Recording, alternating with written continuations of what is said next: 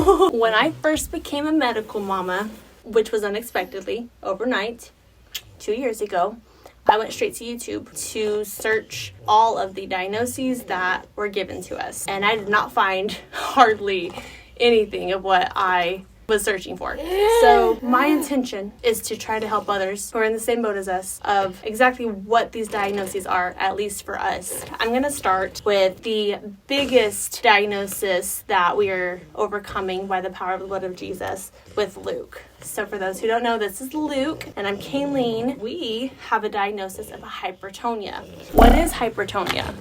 Hypertonia is excessively strong. So for Luke, you would think, oh, like my baby, he's so strong. Why is that such a bad diagnosis to have? Well, too much strength, especially at such a young age, is not good for the body. Your baby should not be able to sit up by himself pressed against a chair or a wall. Your baby should not be able to lift his head during tummy time right after birth. And your baby should be able to bend their knees. Well, for Luke, that wasn't the case. I am going to put a clip probably over here, if I know how to edit this, to show before and after.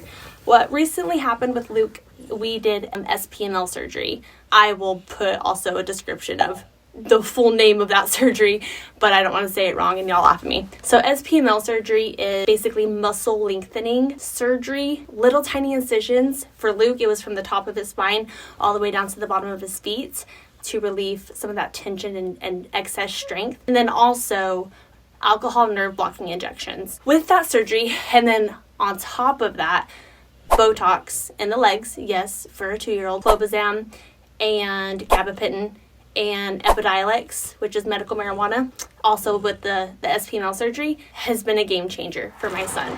That is the formula that has helped him have less strength.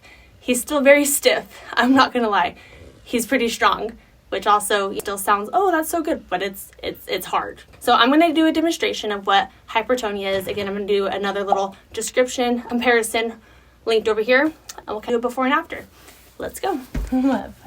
So as you can see here, his legs, that still takes a little bit of time, but they don't automatically bend. So they don't just go into that normal bendy mode. This is already still amazing compared to what he was born with and what he was overcoming. We couldn't open his legs, and now we can at least go to this point before the tension happens. And as I keep I'm not even putting pressure, but as I'm letting gravity do its thing, he's able to open more. He still has limited capability to do this because he has congenital hip dysplasia, but we'll do surgery on that in, I don't know, 10 years or so. We'll see what the doctors say. But anyways, stretching wise, this gives him a whole lot of relief. And then I'll come in here. This is literally a miracle. He could not do this. So this is wonderful, but hypertonia wise, it was very hard beforehand. So this is what I do on a normal playtime stretching day-to-day basis. If we're just sitting, hanging out, if I'm not working or whatever is going on. Oh! And also tension-wise, sometimes I'll go right here. This is also a miracle. Was impossible for him to do until after surgery and Botox, gabapentin, and clobazam. It's been so good for him. That's amazing, guys. Y'all have no idea. There was a time in life where we couldn't stand him up and bend his knees, and now we can. Just do this. Automatically trying to bend into it. Good job, bud. It's good. Good job, Nito. Proud of you. And then sometimes from here, try to get him into a crawling position. Oh, that's good, bud. Good job. There you go, bud.